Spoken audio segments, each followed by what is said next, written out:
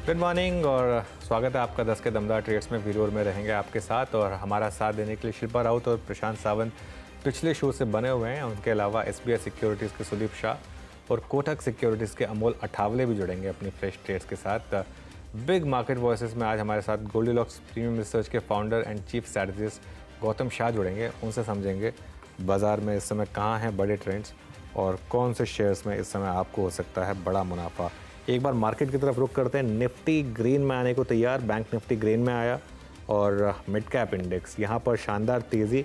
Index इस समय 0.5% ऊपर 308 point, fresh all time high 55,000 की तरफ बढ़ता हुआ मिड कैप इंडेक्स।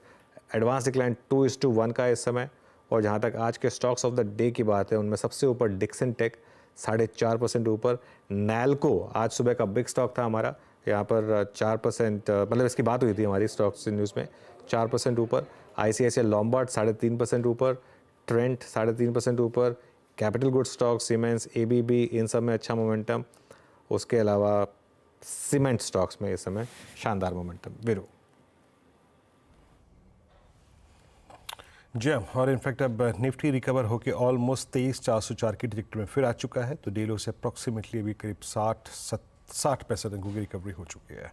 ये पैन आपके स्क्रीन पे है, कॉल्स लेना शुरू करते हैं यहाँ पर। और इस क्रम में सबसे पहले आई थिंक जो फ्रेश पर्सपेक्टिव लेके जुड़े हैं हमारे साथ सुदीप शाह, अमोल, उनसे बात करते हैं। अमोल गुड मॉर्निंग, आपके दो ट्रेड्स इस वक्त के।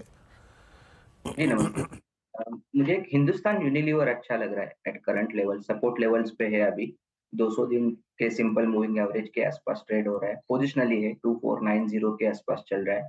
ये वापस से I think technical bounce back stock में आता है तो 2600 और 2620 ये टारगेट्स निकल के आ रहे हैं और स्टॉप लॉस उसका रहेगा 2440। दूसरा भी इंडेक्स स्टॉक है बट मैं ट्रेंड फॉलो करना चाहूंगा। HDFC लाइफ पे मेरा फोकस है। 595 के आसपास चल रहा है, 620 और 630 ये दो टारगेट्स निकल के आ रहे हैं और स्टॉप लॉस उसका रहेगा 580 का। काफी दिनों के बाद स्टॉक में एक बड़ा रिवर्सल आया है और 50 डे सिंपल मूविंग एवरेज के ऊपर ट्रेड हो रहा है। तो ये टेक्सचर बता रहा है कि आने वाले दिनों में ये टेक्निकल जो रिवर्सल हुआ है ये कंटिन्यू रहने के चांसेस यहाँ से दिख रहे हैं। ओके, तो ये हो गई अमोल की दो ट्रेड। सुदीप जी गुड मॉर्निंग, आपकी ट्रेड्स। गुड मॉर्निंग अनुज मेरा पहला पिक है ICICI लोम्बार्ड। ICICI लोम्बार्ड में यदि हम देखें तो पिछले 5-6 दिन से जो एक कंसोलिडेशन देखा गया था और वहां पे स्टॉक 10 और 20 दिन के जो अपने एक्सपोनेंशियल मूविंग एवरेज है उसको भी होल्ड कर रहा था। वहां से आज अच्छा ब्रेकआउट आया है। पिछले 1-2 सेशन से हम देख रहे हैं कि ये जो इंश्योरेंस स्टॉक्स है वहां पे थोड़ा एक अच्छा ट्रैक्शन भी बना हुआ है। और साथ ही साथ अगर ICICI लोम्बार्ड का वीकली चार्ट भी यदि देखें तो ये मेरे हिसाब से हाईएस्ट क्लोज होगा ये स्टॉक का। इसके पहले अप्रैल में एक बार 1717 का हाई हुआ था। तो आज का अगर क्लोजिंग यही लेवल के या यहाँ से थोड़ा ऊपर आए तो ये एक फ्रेश ब्रेकआउट भी पोजिशनली यहाँ पे ICICI लोम्बार्ड में हमें नजर आ रहा है। तो एक अच्छा स्टॉक है, पोर्टफोलियो स्टॉक भी और ट्रेडिंग पर्सपेक्टिव से भी मुझे लग रहा है बेटर है। तो यहाँ पे 1690 के स्टॉप लॉस से 1780 के टारगेट के लिए मुझे लग रहा है ICICI लोम्बार्ड को लिया जा सकता है। सेकेंड स्टॉक है रैलिस। फर्टिलाइजर स्टॉक्स और केमिकल स्टॉक्स में एक अच्छा पुल बैक आ रहा है। तो मुझे लग रहा है रैलिस में हमने देखा था पिछले सप्ताह एक अच्छा मोमेंटम बना हुआ था और उसके बाद पिछले 3-4 दिन से स्टॉक कंसोलिडेट कर रहा था और आज हमें यहाँ पे एक फ्रेश मूव अपसाइड पे नजर आ रहा है। तो मुझे लग रहा है 310 के स्टॉप लॉस से 335 और 340 के टारगेट्स रैलिस इंडिया में आने वाले कुछ 3 से 4 सत्रों में आ सकता है। ओके, तो चलिए ये हो गई सुदीप के पिक्स ICICI GI और रैलिस इंडिया। शिल्पा जी आपकी फ्रेश ट्रेड्स। मेरा ध्यान अभी अनुज जी ऑप्शंस में मुझे देना है इंडियन होटल में। इंडियन होटल मुझे लगता है बहुत स्ट्रॉन्ग है, ऑलरेडी 2.5% अप है। तो डायरेक्ट फ्यूचर्स में नहीं देखें, मुझे लगता है ऑप्शंस में करेंगे तो ज़्यादा सेफ है। 620 का कॉल ऑप्शन आप इसमें ले सकते हैं जो रफली अभी अराउंड 7.5 रुपये ट्रेड कर रहा है। आप इसमें पार्टिसिपेट कर सकते हैं। स्टॉप लॉस यहाँ पे 5 का रखिए, छोटा सा स्टॉप लॉस। ये जाना चाहिए 630 से लेके 640 के लिए। तो यहाँ पे ये ऑप्शंस आपको टूवर्ड्स 14 मूव करके देना चाहिए। पहला टारगेट 11 का रखिए, इसके ऊपर सस्टेन करता है तो 14 से लेके 16, 18 भी आपको आ सकता है। ओके, तो इंडियन होटल्स 620 कॉल ऑप्शन और अच्छा करता हुआ है। प्रशांत आपके ट्रेड्स दो। जी वीरू जी, फर्स्ट पिक मेरा होगा ब्रिटानिया। यहाँ पे एक अच्छी डिप आई है और यहाँ पे स्टॉप लॉस रखेंगे 5335, 5335 स्पॉट और जो टारगेट होगा वो होगा 5450, 540 का। ओवरऑल FMCG में काफी अच्छा ट्रैक्शन है, मुझे लग रहा है यहाँ स्ट्रेंथ आ सकती है। नेक्स्ट पिक होगा IOC। यहाँ पे स्टॉप लॉस रखेंगे 166 166 और जो टारगेट होगा वो होगा 180 से लेके 182 180 182 के करीब। बिल्कुल आईओसी ये इस समय की ट्रेड। मीनवाइल सेंसेक्स भी अब ग्रीन में आया। आज सेंसेक्स की भी एक्सपायरी है और सेंसेक्स के ऑप्शंस भी काफ़ी एक्टिव हैं। मैं सेंसेक्स का 77,000 का कॉल ऑप्शन देख रहा था। ये ट्रेड के पर्सपेक्टिव से नहीं है, लेकिन इसमें अभी अभी रिसेंट उसमें लास्ट 10 मिनट में एक मूव आया 50 से 70 रुपये के करीब। जी हाँ, ये देखिए, ये यहाँ पर भी काफ़ी वैसे आजकल एक्टिविटी हो रही है। आप देखिए ओपन इंटरेस्ट 17 लाख शेयर का ओपन इंटरेस्ट है और सेंसेक्स मतलब 77,000 की कॉल, तो वो नोशनल टर्म्स में काफ़ी हाई हो गया। यहाँ पर एक मूव आना शुरू हुआ है, तो ये एक इंटरेस्टिंग आपके लिए रहेगा। और बैंक निफ्टी भी अब थोड़ा सा मोमेंटम दिखा रहा है। 49,944 पर आया इस समय बैंक निफ्टी। वीरो, सारी समस्या की जड़ यही है बैंक निफ्टी। क्या ये निकाल पाएगा कि नहीं निकाल पाएगा 50,000 50,200 का जो जोन है, 50,000 50,200 पे हर बार फंस रहा है। आज सुबह खुले वहीं पर, वहाँ से फिर कोलैप्स हुए, लेकिन लोअर लेवल पर सपोर्ट भी लिया। आज बहुत शानदार निफ्टी बैंक ने ट्रेड दिए लोअर लेवल पर। जो बाय जोन थे दोनों इंडेक्स वहीं से घूमे। आप देखते हैं इस बार अपने हायर लेवल जो प्रॉफिट बुकिंग जोन है उसको क्रॉस कर पा रहे हैं या नहीं कर पा रहे हैं, क्योंकि ये इंटरेस्टिंग हो सकता है आज के लिए वीरो। बिल्कुल, और मैं देखने की कोशिश कर रहा था, लोकेट करने की कोशिश कर रहा था कि प्लेसमेंट ऐसा वो कौन सा स्टॉक फ्यूचर है जो इस 50-200 की ट्रेजेक्टरी को पार करा सकता है। शिल्पा जी, एनी सेंस आपका थॉट? आई थिंक एक रोल ओवर की प्रक्रिया होती है, रोल ओवर्स होते हैं और उसके बाद रोल ओवर्स होने के बाद ही हमें एक बहुत टर्बुलेंस वाला फेज़ मिला 4 जून का और इनफैक्ट 3 जून का। अभी सेटअप के अनुसार आपको possibly as per your expectation लग क्या रहा है? कौन डिलीवर करेगा जिसकी डिलीवरी के सहारे हम वो 50-200 की ट्रेजेक्टरी को पार कर सकते हैं? अनुज जी, सर वीरेंद्र जी, मुझे लगता है यहाँ पे दो मेजर बैंक्स को परफॉर्म करना थोड़ा भी इम्पॉर्टेंट है। पहले तो HDFC बैंक है एंड SBI, दोनों एक ऐसे क्लस्टर में है जहाँ पे एक ब्रेकआउट अटेम्प्ट कर ही रहे हैं, लेकिन वो फेल हो रहा है। जैसे SBI अगर ये 850 के जोन्स के ऊपर सस्टेन कर जाएगा तो मुझे लगता है बहुत ही शार्प अप मूव टुवर्ड्स 900 920 भी आ सकता है। लाइकवाइज HDFC बैंक को भी 1600 के ऊपर सस्टेन करने के लिए यहाँ पे अगर करता है देन 1640 1680 के लिए भी मूव करेगा। तो मुझे लगता है जब तक ये दो कॉम्बिनेशन थोड़ा स्ट्रॉन्गली आपको अप मूव में पार्टिसिपेट नहीं करेंगे तो बैंक निफ्टी में वो थर्स्ट नहीं आ रहा है अपसाइड के लिए। जबकि दूसरे बैंक्स कर रहे हैं पार्टिसिपेट, तो मुझे लगता है कि इसलिए वो ब्रेकडाउन भी नहीं आ रहा है, 49,500 के नीचे भी नहीं आ रहा है।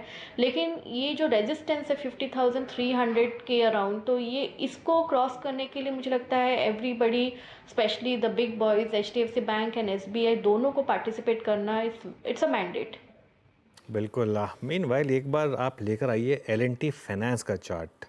आज सुबह ये था बिग स्टॉक्स में और एक सिंपल लॉजिक था कि अगर L&T बाय कर रहा है ब्लॉक में तो ऑब्वियसली यहाँ पर एक शायद कुछ तो देखा होगा उन्होंने, और अब 180 क्रॉस कर रहा है और ये भी एक स्टॉक खुला फ्लैट और अब स्क्रीन पर मोमेंटम यहाँ पर 2.5% की तेज़ी यहाँ पर इस समय। प्रशांत जी, कोई व्यू L&T फाइनेंस पर? जी बिल्कुल अनुज जी, मुझे लग रहा है कि 175 175 स्टॉप लॉस यानी कल का लो रख के पोजीशन ऐड भी किए जा सकती है, एग्जिस्टिंग भी होल्ड कीजिए। ये स्टॉक कंफर्टेबली 190 194 194 तक के लेवल दिखा सकता है। तो ये होगी बात L&T फाइनेंस की। चलिए अब एक काम करते हैं, अब कुछ और बात करते हैं, थोड़ा लॉन्ग टर्म चार्ट्स की बात करते हैं और इस समय का सेटअप कैसा है ये समझ लेते हैं। गोल्डीलॉक्स प्रीमियम रिसर्च के फाउंडर और चीफ स्ट्रैटेजिस्ट गौतम शाह, जिनके पास टेक्निकल रिसर्च में 2 दशक से ज़्यादा का अनुभव है। गौतम शाह बड़े ट्रेंड पकड़ने के लिए जाने जाते हैं और टेक्निकल्स के अलावा गौतम जी काफ़ी नज़र रखते हैं ग्लोबल मैक्रो पर। तो उनसे समझते हैं कि इस समय मार्केट में क्या किया जाए। Gautam ji, good morning. Nifty 50 क्या तैयार है 25,000 या उसके ऊपर की चाल के लिए? गुड मॉर्निंग अनुज। देखिए, लग रहा है कि 25,000 के लिए तैयारी हो चुकी है और आई थिंक एक फाउंडेशन ले किया जा रहा है। जिस तरह से मार्केट ने बिहेव किया है इलेक्शन रिजल्ट्स के बाद, आई थिंक मुझे लग रहा है कि अब market is ready for a fresh breakout on the upside. और जिस तरह का मार्केट रहा है पिछले 5 दिनों में, आपने देखा है इंडिया विक्स 30 के लेवल से अब 13-14 के लेवल पे आ गया है। ग्लोबल मार्केट सब अच्छे कर रहे हैं, नैस्डैक अपने लाइफ टाइम हाइस पे है, यूरोपियन मार्केट, एशियन मार्केट सब अच्छे कर रहे हैं।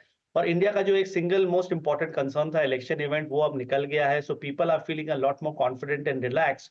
तो मुझे लग रहा है कि यहाँ से बाजार चलना चाहिए। जो लास्ट 4 दिन में हुआ, this is a very healthy sign, क्योंकि जब मार्केट एक पॉज मोड में चला जाता है हाइस पे, ये सिर्फ यही बताता है कि सेलिंग प्रेशर है नहीं और बुल्स धीरे धीरे कंसोलिडेट कर रहे हैं इस बाजार को और ऊपर ले जाने के लिए। 23,400 एक इंपॉर्टेंट नंबर है जहां पर मार्केट लास्ट 4 दिन से रुक रहा है। मुझे लग रहा है कि ये नंबर अगले 3-4 दिन में निकल जाएगा और जैसे ही वो निकलता है मुझे लगता है कि 500 से 700 पॉइंट की तेजी आ सकती है। तो first stop will be around 24,000, 24,100 और इवेंचुअली अगर आप मीडियम टर्म के हिसाब से देखें तो 25,000 मार्केट चला जाएगा। और जिस तरह से ये मार्केट ने सारे जो ग्लोबल और लोकल इश्यूज को हैंडल किया है पिछले 3 से 6 महीनों में, मुझे लग रहा है कि मार्केट ये बहुत मैच्योर हो चुका है और लिक्विडिटी एंगल इतनी स्ट्रांग है कि जब तक एक नॉर्मल सा दुनिया और इंडिया का सिनारियो है तब तक आई थिंक बाजार चलता ही रहेगा। और अब लीडरशिप भी वापस आ रही है। आप देखिए नए स्टॉक्स, नए सेक्टर्स, नए थीम्स अब वापस आ रहे हैं जो बाजार को ऊपर ले जा सकते हैं। तो हम तो अभी भी बुलिश है और मुझे लगता है कि रेस्ट ऑफ जून काफी अच्छा रहेगा और जुलाई भी अच्छा रहना चाहिए। ओके, मीनवाइल एक बार वो सेंसेक्स की 77,000 की कॉल दिखाएंगे एक बार जरा। आई थिंक 62-63 रुपये पे थी वो जब हम बात कर रहे थे उसकी। अब 100 पर आ गई है वो। और ये ऑप्शंस में अगर आप सही टाइम पर एंट्री करें तो ये देखिए ये 103 हो गई है वो। और ओपन इंटरेस्ट भी देखिए 16 लाख का। और स्क्रीन पर ये तेज़ी प्ले हुई 65 से 100, एक फास्ट मूव। बैंक निफ्टी में भी अच्छे मूव आ रहे हैं अब, और बैंक निफ्टी अब 200 पॉइंट ऊपर आ गया है। गौतम जी, बैंक निफ्टी थोड़ा तंग कर रहा है मार्केट को। सारे बाकी इंडेक्स लार्ज कैप के ऑल टाइम हाई पर हैं, बैंक निफ्टी अभी भी 1000 पॉइंट दूर है। यहाँ पर भी क्या लग रहा है कि डिफरेंशियल फिल होगा? अनुज देखिए, हर कोई स्ट्रीट पे अभी यही सोच रहा है कि बैंक निफ्टी का अगला 500 से 1000 पॉइंट मूव क्या होगा। हमारा ये मानना है, जो हमने अपने बिग पिक्चर रिपोर्ट में लास्ट वीक डाला, कि यहाँ से बैंक निफ्टी में 10,000 पॉइंट की मूव आ रही है। तो अगर आपका 3 से 6 महीना का व्यू है तो उस मूव के लिए प्ले कीजिए। डे टू डे में माथा मत लगाइए, क्योंकि उसमें बैंक निफ्टी और मार्केट थोड़ी सी वॉलेटाइल रहेगी। क्योंकि अब जिस तरह का सेटअप बैंक निफ्टी में बना है और जिस तरह के वॉलेटाइल कंसोलिडेशन से ये सेक्टर निकला है पिछले 6 महीनों में, मुझे लग रहा है कि यहाँ से कुछ बड़ा हो जाएगा और बैंक निफ्टी को आउट परफॉर्म करेगा। अब आप बोलेंगे क्या बैंक निफ्टी को चला सकता है, तो हमारे जो टॉप 3 पिक्स है, एसबीआई तो हमारा फेवरेट रहा ही है, जो हम आपके चैनल पे हमेशा बोलते आए हैं पिछले 6-8 महीनों से। तो वहां पर मुझे लग रहा है कि 1000 प्लस की तेजी आनी चाहिए। और पहली बार 3 साल में हमारा व्यू एचडीएफसी बैंक में बदल गया है और हम बुलिश हो चुके हैं। और मुझे लग रहा है कि यहाँ से 200 से 300 रुपए की मूवमेंट एचडीएफसी बैंक में भी आ सकती है। साथ साथ में आईसीआईसीआई बैंक का भी काफी अच्छा सेटअप है, तो वो अगर परफॉर्म करता है वो भी बैंक निफ्टी को हेल्प करेगा। तो थोड़ा सा अगर आप मीडियम टर्म देखें तो यहाँ से बैंक निफ्टी में बड़ी मूव हमें लगती है। गौतम जी नमस्कार, वीरेंद्र बोल रहा हूँ। यकीन मानिए मेरे आई थिंक जहन में जो प्रश्न था उसका उत्तर आप दे चुके हैं कि बैंक निफ्टी क्या करेगा। ये शायद और परफॉर्म कर सकता है निफ्टी को भी। और दूसरा प्रश्न मेरे जहन में ये था कि क्या चलाएगा, तो उसका उत्तर भी आप दे चुके हैं। अच्छा गौतम जी, जिस ब्रेकआउट की आप बात कर रहे हैं निफ्टी बैंक की, अगर अगले 2 महीने की इवेंट्स को देखें, specially budget, then I think monsoon proceedings, इस दौरान क्या डिलीवर कर सकता है? हम देख रहे हैं कि बहुत एग्रेशन में कैपिटल गुड्स आ चुके हैं। कैपिटल गुड्स पे आपका टेक क्या है? एलएनटी थोड़ा सा बैकफुट पे है, हालांकि बीच में पुल बैक दिया था, बट एबीबी, कमिंस, सिमंस पूरी तरीके से डिलीवर करते हुए एक एक करके सेक्टर्स को पकड़ते हैं। कैपिटल गुड्स पे आपका व्यू क्या है इस वक्त?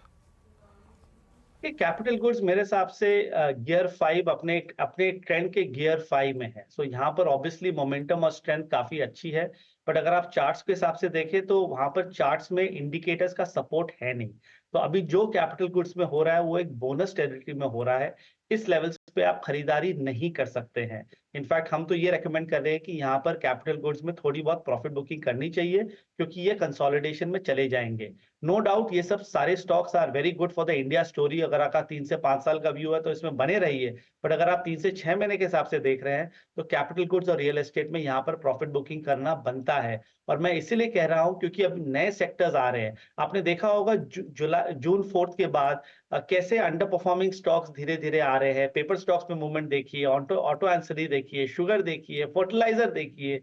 तो क्लियरली एक मार्केट का एक वर्डिक्ट है कि अब पैसा नए थीम्स में जा रहा है। और मुझे लग रहा है कि बजट तक और बजट के बाद आई थिंक एक नए थीम का एक सिनारियो रहेगा। सो हमारा फेवरेट तो देखिए अभी मेटल्स, फार्मा, एफएमसीजी और बैंक्स है, तो हम तो इसमें कमिटमेंट करने की रिकमेंडेशन देंगे।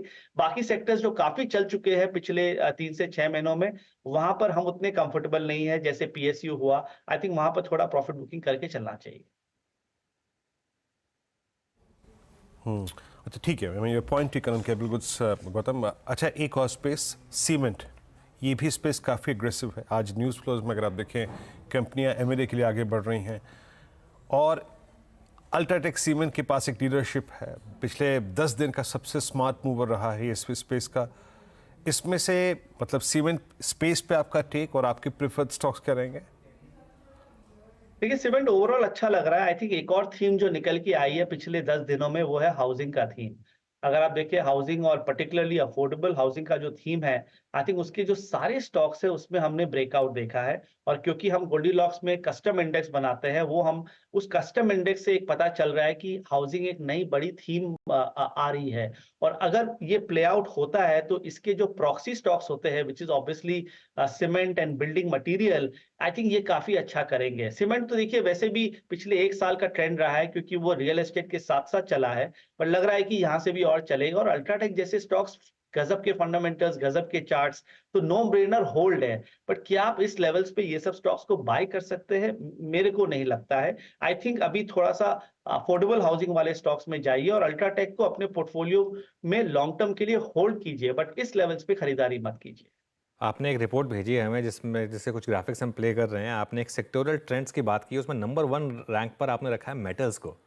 क्या मेटल्स में यहाँ से एक सुपर साइकिल की शुरुआत दिख रही है आपको? मैं इसलिए पूछ रहा हूँ क्योंकि थोड़ा बेस कमोडिटीज़ में करेक्शन शुरू हो गया है। कॉपर, जिंक, इनमें हायर लेवल से हमने थोड़ी सी अच्छी खासी प्रॉफिट बुकिंग देखी है।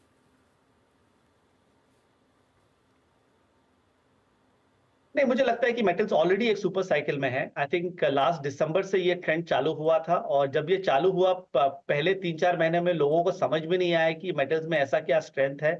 और अभी जो चाइना का जो कमबैक है और जो ग्लोबल सिचुएशन है, इंटरेस्ट रेट्स है, ये सब के चलते मुझे लग रहा है कि मेटल्स में और तेजी बनी रहेगी। हाँ, आपने ठीक बोला कि थोड़ी बहुत करेक्शन हमने कमोडिटीज में देखी है, but I think it is normal. अगर आप 6 महीने का चार्ट कमोडिटीज का देखें तो अभी भी वो सब सारे अप ट्रेंड में है।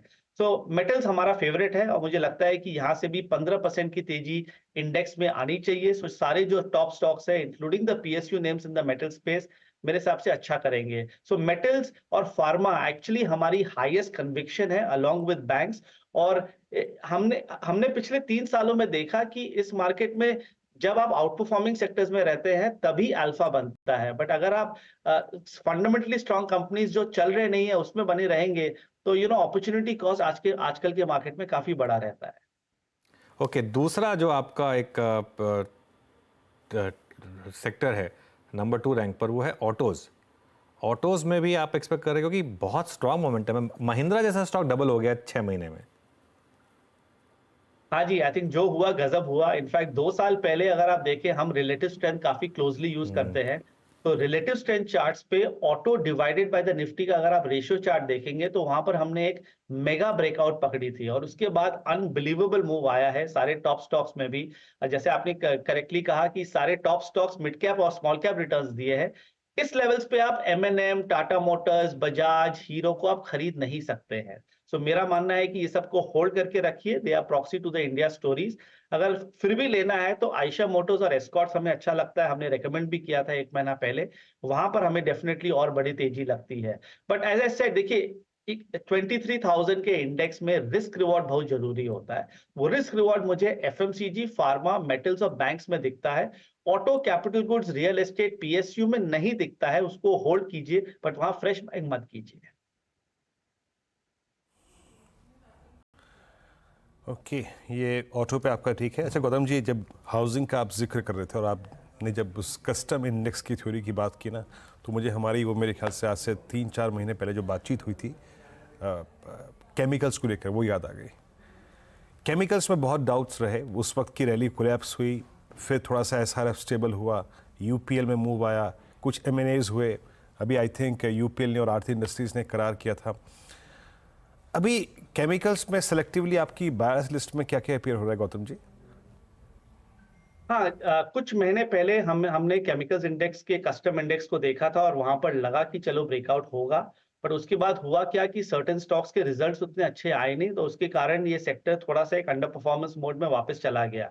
बट अगर आपका 12 से 16 महीना का व्यू है, 15 महीना का व्यू है, तो केमिकल्स वापस आएगा। जैसे एसआरएफ अपने lower end of the range पे है, आरती इंडस्ट्रीज अपने सपोर्ट पे है, दीपक नाइट्रेट का चार्ट बहुत अच्छा है, और नवीन फ्लोरिन अपने एक लॉन्ग टर्म सपोर्ट पे है। तो मुझे लग रहा है कि ये सब स्टॉक्स अगर आपका 12 से 15 महीने का व्यू है तो इस लेवल्स पे डेफिनेटली खरीदारी कर रहे हैं। बट अगर आप मोमेंटम चेस करना चाहते हैं तो chemicals is not the space right now, क्योंकि वहां पर अभी भी थोड़ी बहुत सेलिंग प्रेशर हर रैली पे आती है और थोड़े बहुत फंडामेंटल कंसर्न्स अभी भी है। सो बाकी के सेक्टर्स आप मोमेंटम प्ले कीजिए और इस सेक्टर को आप थोड़ा सा मीडियम टर्म लॉन्ग टर्म रख के इस लेवल्स पे परचेज कीजिए। जी हाँ, याद रखिएगा गौतम जी ने जो बात कही मोमेंटम प्ले के लिहाज से नहीं है। कॉन्ट्रा कॉल अगर कुछ लेके एक दो रखनी है तो that's something different, but momentum की बात नहीं है यहाँ पे। अच्छा गौतम जी, एक चीज़ जिसके बिना आई थिंक ये डिस्कशन पूरा नहीं होगा और वो है आईटी। निफ्टी आईटी में एक पुलबैक नज़र आया। आई मीन जून तो शायद पूरा पुलबैक के नाम रहा। अब ये क्या था? आई मीन ये नेस्डैक की प्राइस परफॉर्मेंस और निफ्टी आईटी की वर्स्ट परफॉर्मेंस के बीच का डिफरेंशियल प्ले कर रहा था बाजार, वो था, या फिर बीच की जो अनसर्टिनिटी रही उसमें थोड़ा सा बाजार अपने आप को आईटी में ले गया? आपके अनुसार ये क्या था? क्या ये एक बड़े पुलबैक के लिए बेस क्रिएट किया है निफ्टी आईटी ने? आपका सेंस निफ्टी आईटी पर इस वक्त? देखिए, हमने कोविड लॉस से यही देखा है कि हर सेक्टर का अपना एक टाइम होता है, अपना एक जमाना होता है, और जब वो चलता है तो वो चलते ही जाता है। वो 3, 6, 9 महीने ऐसे ही चलता है। आईटी इंडेक्स एक ऐसे पॉइंट पे आ गया था जहां पर उसके फंडामेंटल्स थोड़े से स्ट्रेस्ड होने लगे थे, चार्ट्स भी थोड़े से स्ट्रेस्ड होने लगे थे। उसके कारण हमने 4 महीने का अंडर परफॉर्मेंस देखा। अब लग रहा है कि एक बार के लिए बॉटम बन गया और वो यहाँ से चल सकते हैं। पर देखिए, आज के मार्केट में आपको ज्यादा मेहनत नहीं करना है, और आईटी सेक्टर में अगर आप यहाँ पर कमिट करेंगे तो वो आपसे मेहनत कराएगा, क्योंकि मूव्स क्लीन नहीं है।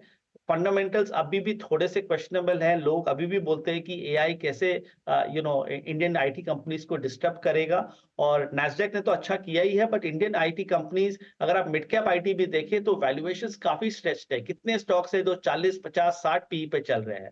तो आई थिंक ये मार्केट अब थोड़ा सा वैल्यू मार्केट हो गया है, जहां पर पी से 20 से नीचे है, वहां पर I think better moves, better trends देखने को मिल रहे हैं। सो आईटी लार्ज कैप हमारा प्रेफरेंस है। TCS, HCL Tech, Tech Mahindra हमें अच्छा लगता है, बट वहां पर भी आपको मोमेंटम नहीं मिलेगा। तो अगर आपका 6 से 12 महीना का व्यू है, आईटी में कमिट कर सकते हैं, बट बाकी के जो 4 सेक्टर्स मैंने कहे, इंक्लूडिंग एफएमसीजी, मुझे लगता है कि बेटर मूव्स वहां मिलेंगे।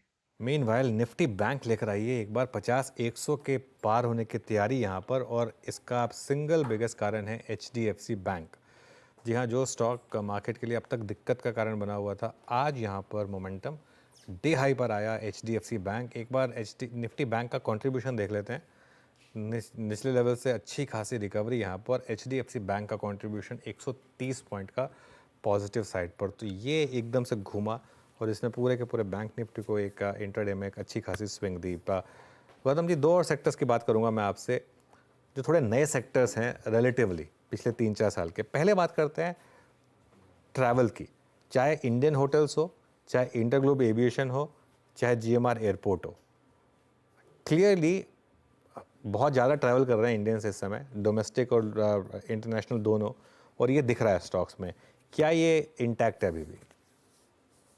देखिए, मैं ज्यादा फंडामेंटल्स और इकोनॉमिक्स तो समझता नहीं हूँ, बट जो मैंने पिछले 4 सालों में देखा और जो हम अपने एनालिस्ट से बात करते हैं, मुझे लग रहा है कि इंडिया जो एक सेविंग्स इकोनॉमी था, वो अब स्पेंडिंग इकोनॉमी में चला गया।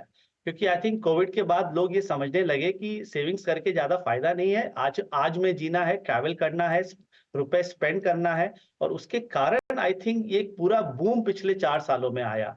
इंडियन होटल्स तो देखिए हमारा एब्सोल्यूट फेवरेट रहा है पिछले 4 सालों से, और मुझे लगता है कि इन लेवल से भी ये स्टॉक डबल हो सकता है, 1000 के फिगर तक जा सकता है। हमने इसको 2 साल पहले अपनी दिवाली पिक में डाला था 200 रुपए में, और अभी भी जैसे मैंने कहा 1000, 1200 तक ये आराम से जा सकता है।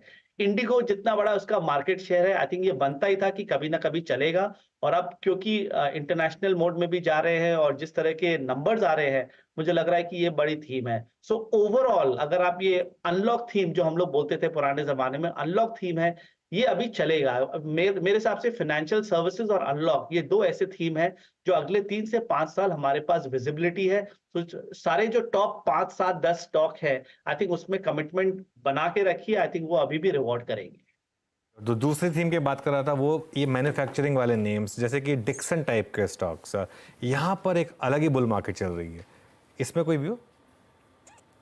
देखिए मार्केट आजकल फ्यूचर को बहुत जल्दी डिस्काउंट कर देता है। तो जो मैन्युफैक्चरिंग थीम है, नो डाउट पिछले 12 से 18 महीनों से चल रही है, बट काफी जो पॉजिटिव्स है वो ऑलरेडी प्राइस में है। तो I am not very comfortable to commit into manufacturing stocks at these levels, क्योंकि मुझे लग रहा है कि सब अपने सपोर्ट लेवल से काफी दूर है।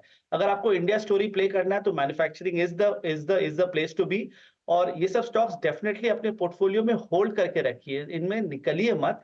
बट इस लेवल्स पे फ्रेश खरीदारी मुझे तो नहीं समझ में आता है। आई थिंक वैल्यूएशंस भी थोड़े बहुत स्ट्रेच हो चुके हैं और सारे जो अगले 5 साल के पॉजिटिव्स है वो आज प्राइस में ऑलरेडी आ चुके हैं। तो इसीलिए दूसरे सेक्टर्स में मुझे बड़ी अपॉर्चुनिटी लगती है और मैन्युफैक्चरिंग में अगर अगले 3 से 6 महीने में कभी भी करेक्शन आए तब उसमें कमिटमेंट बनाइए। गौतम, बहुत बहुत शुक्रिया आप इस कार्यक्रम में शामिल हुए। आज काफ़ी विस्तार से चर्चा हुई आपसे हर सेक्टर को लेकर। ये इस एक्सटेंडेड वीकेंड में, लॉन्ग वीकेंड में एयरलाइंस के लिए, होटल्स के लिए कोई कंट्रीब्यूशन करेंगे आप भी क्या? कोई घूमने फिरने का प्लान? हाँ जी, हाँ जी, मेरे छोटे से तरह से मैं कंट्रीब्यूट जरूर करूंगा। Good one, good one. बहुत बहुत शुक्रिया आपका गौतम इस कार्यक्रम में शामिल होने के लिए। And have a nice weekend, enjoy your holidays. और अनुज, 50,077 निफ्टी बैंक, कम से कम HDFC बैंक वो तो खुराक दे रहा है जिसके सहारे शायद 50-200 की डगर को और छोर को हम पार कर जाए। लग रहा है इस बार फीलिंग आ रही है? नहीं वीरू, वो मिल चुका है। नहीं, मैं फिर ये कहूँगा, बहुत लोग हंसते हैं इस तरह से हायर लेवल पे चेज करने। देखिए लोअर लेवल मार्केट ने आपको बहुत ब्यूटीफुल ट्रेड दी, एंट्री जोन में एंट्री दी और अब प्रॉफिट बुकिंग जोन दे रहा है। आप यहाँ पे प्रॉफिट बुक करके अपना वीकेंड एंजॉय करिए, ठीक है ना? चला गया 50-200 के ऊपर, निकल गया और अगर ट्रेड कर गया तो ठीक है, क्या फर्क पड़ता है। लेकिन आपको अच्छी स्विंग मिल गई मार्केट में, एक स्विंग रोज मिल रही है। ये स्विंग मेरे ख्याल से पिछले आधे एक घंटे में शानदार स्विंग मिल गई आपको। डे लो पे एंट्री मिली, मतलब जोन में एंट्री मिली दोनों में, निफ्टी और निफ्टी बैंक में, और दोनों में अब हम रेजिस्टेंस जोन में आ गए। मेरे ख्याल से यहाँ पे तो एक बार के लिए फिर प्रॉफिट बुकिंग बनता है। शॉर्ट नहीं बनता है क्योंकि शॉर्ट की मार्केट नहीं है, लेकिन इन लेवल पे चेज करने का मतलब नहीं है। मेरे ख्याल से हाफ तो बुक कर ही लीजिए, बाकी हाफ अगर आपको कैरी करना है तो वो आपकी मर्जी है। लेकिन तरीका यही है मार्केट का कि जो मार्केट तरीका वो ये दे रहा है, फर्स्ट सपोर्ट पर बाय करके सेकंड सपोर्ट पर स्टॉप लॉस लगाकर फर्स्ट और सेकंड रेजिस्टेंस के बीच में प्रॉफिट बुक करने का। ये ट्रेड काम कर रही है, इसी को कंटिन्यू करिए। बिल्कुल। Meanwhile markets at day high 23454 Nifty 55 अंकों पर और 50,050 पे निफ्टी बैंक। अब चलते हैं, काम करते हैं इस कार्यक्रम यानी 10 कदमदार ट्रेड को यहीं विराम देते हैं। अगला कार्यक्रम लेकर यानी ट्रेडर्स हॉटलाइन। बाजार में आज अच्छा हरा निशान कायम है, तो बहुत सारे आपके प्रश्न होंगे, उनके उत्तर जुटाएंगे सुमित, ओवर टू यू। लेकिन आपने पहना सुर्ख लाल है, कमाल है। सोचा कुछ और था लेकिन बाजार डे हाई की तरफ आ गया, तो शर्ट थोड़ा ना चेंज कर लूँ मैं तुरंत जाके। लेकिन आप है, लेकिन एक बारी निफ्टी लेकर आए अनुज, आप एक मिनट रुकिएगा। 23456 वो नंबर जिसकी आप हमेशा जिक्र करते थे, अभी स्क्रीन पर ऑलमोस्ट वही घूम रहे हैं। 23450 तो आ ही गया, कल पॉइंट ऊपर नीचे। कल हम खुले 23481 पर थे, लेकिन कल वो लेवल टेक्निकली नहीं आया था।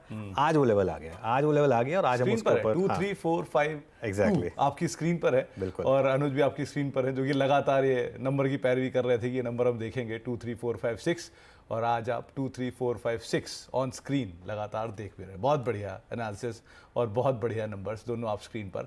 बातचीत में लग रहा है 23456 भी आ ही जाएगा। 2345455 तक तो हम ऑलरेडी पहुंच भी चुके हैं। चलिए शुरुआत करते हैं ट्रेडर्स हॉटलाइन की और हेडलाइंस के साथ कार्यक्रम